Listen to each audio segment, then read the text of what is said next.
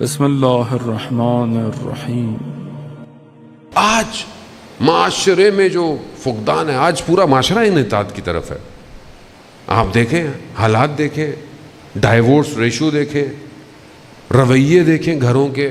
مجھے کسی نے بولا کہ مولانا صاحب وہ مجلس میں پڑھیں آپ، میں بھول جاتا ہوں، مجھے کیا اپنے یاد اتنا نہیں رہتا ہے کہ کیا پڑھنا ہے کیا نہیں پڑھنا، کہ وہ ہماری والدہ نے جو ہے وہ ایک بہن کو بھی ڈائیورس کلا دی، دوسری کو بھی ڈلا دی، تیسرے کو، خدا کے لیے ان کو سمجھائیں۔ مجلسیں پڑھتی ہیں، زیارت پہ جاتی ہیں، کیا مسئلہ ہے؟ خوف نہیں ہے قیامت کا،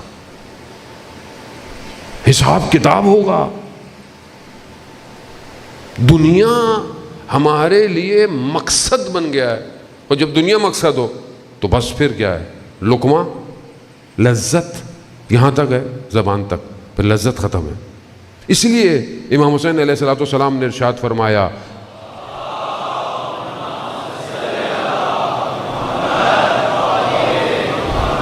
امام نے ارشاد فرمایا، دین تمہارے منہ میں رکھا ہوا کیا ہے؟ لقمہ، جب دل چاہتا ہے نکل لیتے ہو، اپنی مرضی کا دل، بس۔ اگر آپ تو قیامت پہلی چیز آپ کی یہی ایڈجسٹ کرتی ہے، اگر آپ قیامت کی اصلاح کر رہے ہیں۔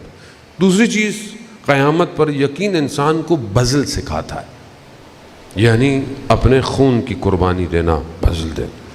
آپ دیکھیں کربلا کے اندر جو لوگ تھے ان کو تکلیف نہیں ہو رہی تھی، کیوں؟ کیونکہ وہ معاد کو اصلاح کر رہے تھے، وہ اپنے مقام کو قیامت میں دیکھ رہے۔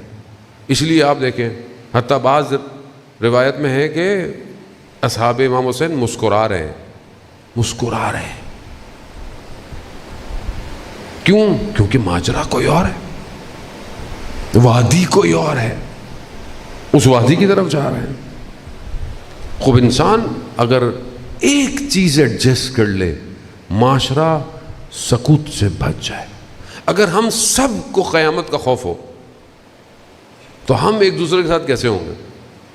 ہم روڈ پہ کیسے ہوں گے؟ ہم محلے میں کیسے ہوں گے؟ ہمارے حکمراں کیسے ہوں گے؟ ہمارا تو خواب ہی ہے کہ یہ اچھے ہوں، ویسے پتہ نہیں کیا ہوگا، لیکن وہاں ان کے ساتھ اچھا ہوگا نہیں۔ ویسے اس خوش فہمی میں نہ رہیے کہ وہاں اچھا ہو جائے گا ان کے ساتھ، نہیں۔ اللہ جب کوئی ذمہ داری دیتا ہے کاندھوں پہ، ایک شخص ہے جو چھپ کے گناہ کرتا ہے، اس کا گناہ کسی کے اوپر اثر مرتب نہیں کرا، اس کے اوپر گناہ ہے، اس کا حساب کتاب۔ لیکن ایک شخص ایسا کام کرتا ہے کہ پورا معاشرہ گناہ گار ہو جائے، اس کی پکڑ زیادہ ہے۔ تو اگر کسی کو کوئی بھی کرسی ملتی ہے، کوئی بھی جاب ملتی ہے، مطلب مجھے اللہ نے یہ ممبر دیا، وہ ذمہ داری ہے۔ اب اگر میں کوئی یہاں سے ایسی بات کروں کہ جس سے آپ کا عقیدہ تبدیل ہو جائے، صحیح سے ہٹ جائے، آپ کا عمل ضعیف ہو جائے، کمزور ہو جائے، میری پکڑ ہے، مجھے خدا چھوڑے گا تھوڑی۔ مطلب غلط جس نے کیا اس نے تو کیا، میرے ساتھ تو جو ہوگا وہ۔ اسی طرح اگر جب آپ کے پاس خدا کوئی چیز دیتا ہے، آپ کی ذمہ داری ہے، آپ کا حساب کتاب لیا جائے گا۔ اب انسان جو ہے وہ اپنی ذمہ داری اگر ادا نہ کرے، خوف قیامت نہیں ہے۔ آپ دیکھیں، جب امام حسین چھٹی محرم کو اپنے حضرت عباس علیہ السلام، حضرت علی اکبر اور چند لوگوں کے ساتھ عمر ابن سعد سے ملاقات ہوئی، تو کیا امام نے مذاکرہ تھوڑی کیا تھا کہ مثلا تم یہ کر لو ہم یہ کر لیں؟ نا، امام اس کو پیغام دے رہے تھے کہ ایسا ہے ہماری طرف سے، بس۔ اس میں امام نے یہی کہا کہ دیکھو قیامت کا خوف کھاؤ، قیامت کا، امام نے اسے قیامت یاد دلائی کہ یہاں تمہیں لگ رہا ہے کہ تمہیں شہر رہے کی حکومت مل جائے، یہ ہو جائے وہ ہو جائے، قیامت کو یاد کرو۔ تو ہمارے حکمرانوں کو بھی قیامت کو یاد کرنا چاہیے۔ آج اپنی ملک کے حدود دشمن کو دے دیتے ہیں، بیچ دیتے ہیں نا، کیا ہے یہ ڈالر نیچے کیوں آ گیا؟ آپ نے اپنی ایئر اسپیس دے دی ہے دشمن کو، ڈرون اڑ رہا ہے آپ کا، حساب کتاب ہے آپ کا، حساب کتاب لیا جائے گا، آپ کو نوچا جائے گا، چیخ و پکار ہوگی۔ اس وقت انسان بولے کہ کاش میں حکمراں ہی نہیں بنا ہوتا، اور یہ اتنی جائیداد اور اتنی دولت اور اتنے اسکائی اسکریپرز، مدد شداد سے زیادہ انسان کے پاس کوئی جنت ہے کیا جو اس نے دنیا میں بنائی تھی؟ خدا نے موقع نہیں دیا. خوف خدا، خوف خدا ضروری ہے. آج معاشرے میں خوف خدا نہیں ہے. مطلب جو ویسے بھی جاتے ہیں ہم مطلب میں تو اپنی کیا بات، مجھے تو خیر چانس زیادہ دیتے نہیں یہ لوگ، لیکن جو لوگ خوف خدا یاد ہی نہیں دلاتے. آپ خوف خدا یاد دلائیں. مرنا ہے سب نے، موت آنی ہے سب کو. سورہ کہف آیت نمبر 32 سے 44 تک 2 بھائی ہیں یا 2 دوست ہیں، داستان سنا رہی ہے، واقعہ بیان کر رہی ہے. میں نے پہلے بھی عرض کیا نا کہ قرآن ہم تو ثواب کے لیے پڑھتے ہیں نا، ہمیں کیا قرآن کیا ہے؟ قرآن 2 لوگوں کا ذکر کر رہی ہے. کیا؟ جو بھائی ہیں یا دوست ہیں.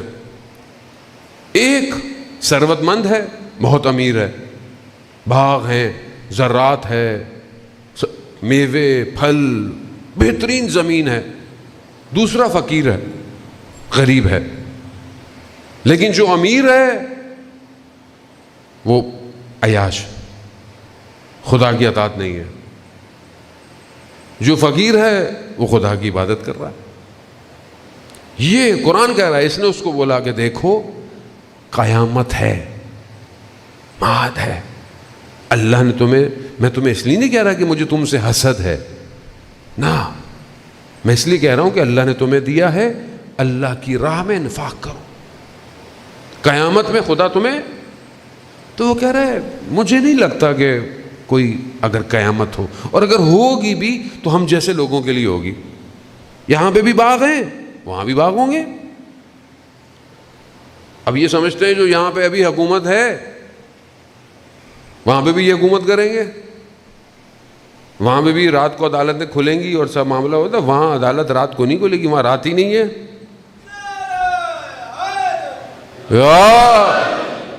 وہاں پر صرف ایک ہی عدالت ہے، ایک ہی مالک ہے بس. اور وہاں پر کوئی کچھ کر نہیں پائے گا. وہاں بدن کے اعضاء خود بولیں گے. یہی ہوا. قرآن کیا کہتا ہے؟ ایک دن وہ صبح اٹھا، جو امیر تھا، دیکھا اس کا باغ جل گیا، خاک ہو گیا. دوسرے نے کہا دیکھو میں تمہیں کہتا تھا نا قیامت ہے، کر لیتے اللہ کی راہ میں انفاق. عزیزان زندگی یہی ہے بس. اس لمحے کو پہچاننے کے لیے تو خدا نے اولیاء بھیجے. لا الہ الا اللہ.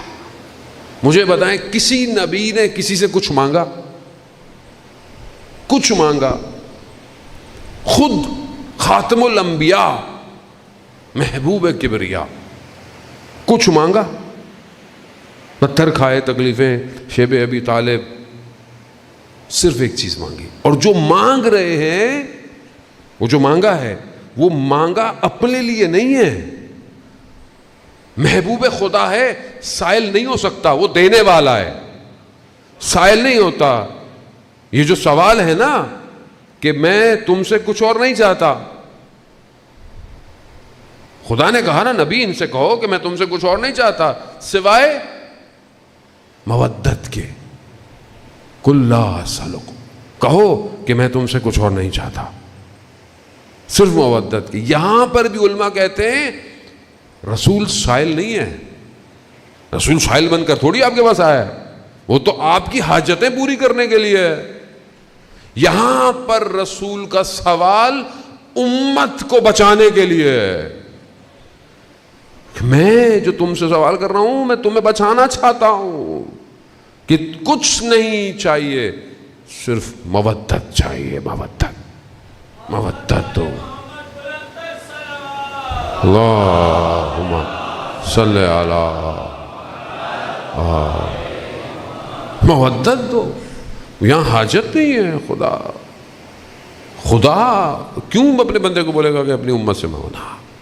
یہ دروازہ کھول رہے ہیں رسول کہ اس در کے ذریعے سے رحمت الہی میں آؤ. مودت، صرف محبت تمہاری زندگی بدل دے گی. بس محبت کرو.